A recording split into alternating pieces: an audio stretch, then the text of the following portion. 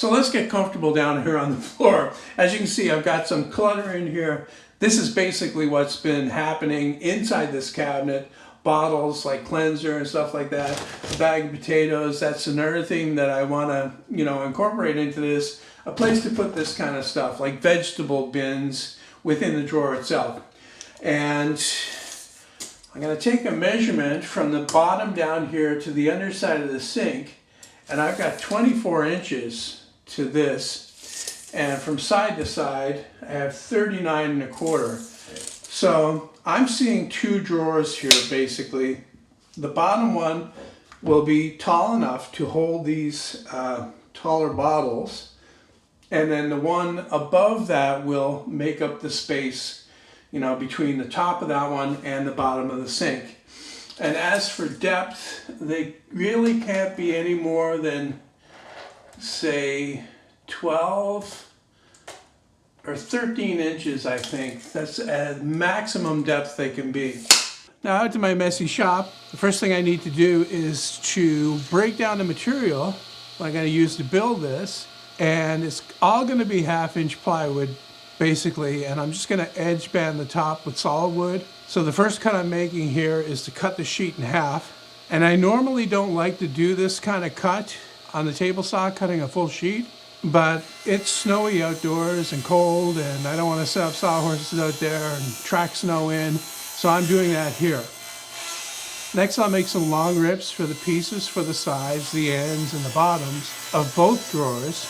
And the way I figured it, there's more than enough in this sheet to do both drawers. And whenever I'm using plywood to build stuff like this, I always try to get rid of that factory edge because it can be beat up. So I make my cut slightly oversized, and then I just trim that edge off.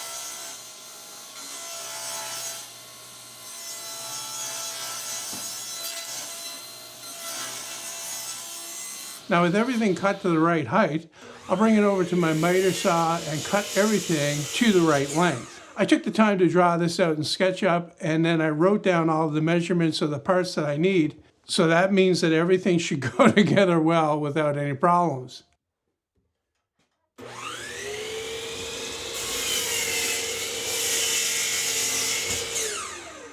With the parts cut out, it's time for assembly.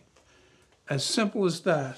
I'm not doing anything fancy here, doing anything special. It's all butt joints glued with polyurethane construction adhesive, and I'm firing in a bunch of 1 3/4 inch brads from this gun to hold it all together until the glue sets up.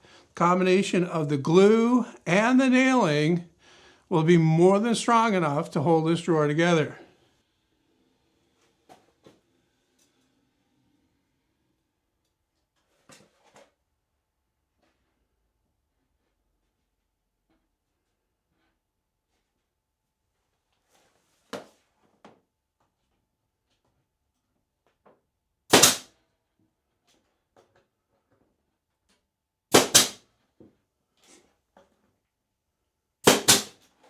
That's that side attached. I can flip it over and do the other side.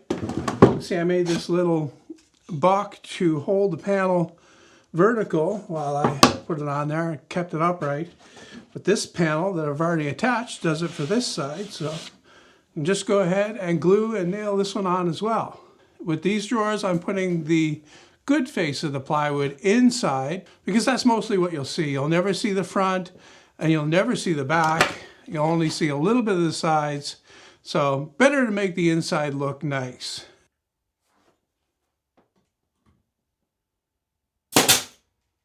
I've taken it down off my table saw workbench and set it on the floor here to attach the ends. And once again, it's just glue and nails to hold that on there.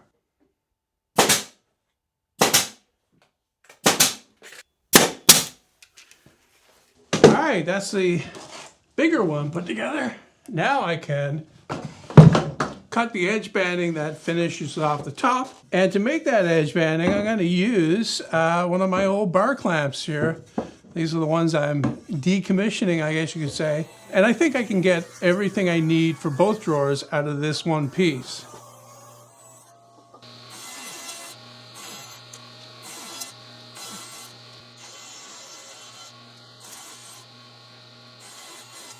I've got all the trim cut. I'm ready to put it on once again. Polyurethane construction adhesive.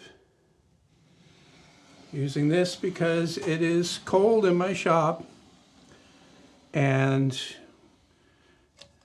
cold doesn't affect how well this sets up. It just takes longer for it to happen overnight. So I'm gonna have to leave this to set overnight, but that's not a big problem. I've already done enough today. So I'm gonna be firing in a few pins as well. And what they do is they just hold it like clamps until the glue sets. It's the glue that does the actual work here.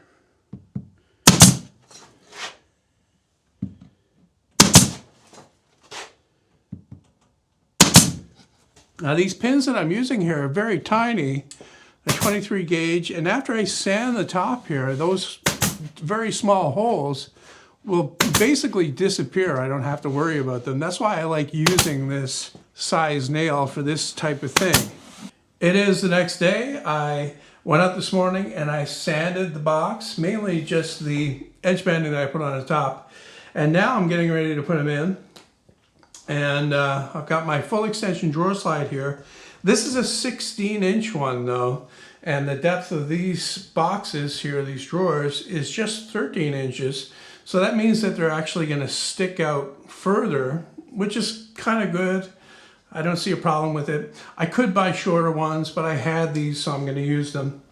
Basically what I'm doing here is I'm drawing a line that's 5/8 of an inch from the bottom of the drawer. And that's the center line for the screws I'm going to drive for this drawer slide. And what that does is it lines the drawer up about 1/4 inch above the base of the cabinet.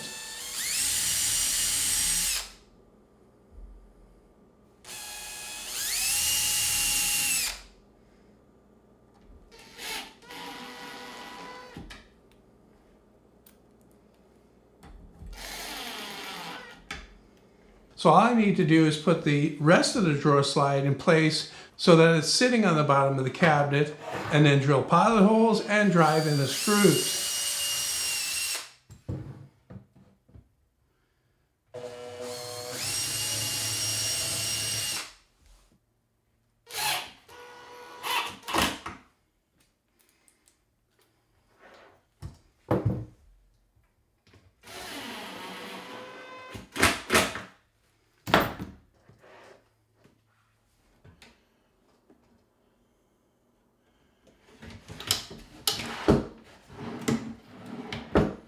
I've already put the first part of the drawer slide on the box, and I want to mark out where this one goes, and I'm going to use the drawer underneath to locate this. What I did with this drawer was I located the drawer slide up so that the bottom of the big part of the drawer slide is flush with the bottom of the drawer this time.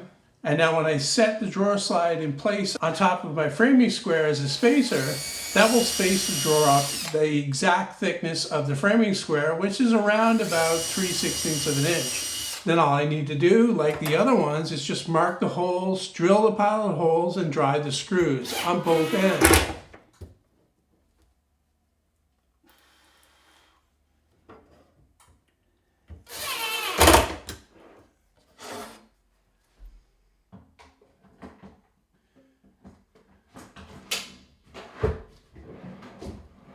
I've got a couple other things to do with this before I'm done, and that's to give both drawers, on the inside at least, a couple of coats of water-based polyurethane before I put anything in there.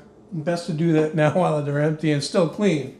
Also, I've got a bit of an alignment issue on the bottom drawer there that I need to fix, and I want to cover that in a separate video just to keep this one down to a reasonable time, and there'll be a link to that one in the description of this video.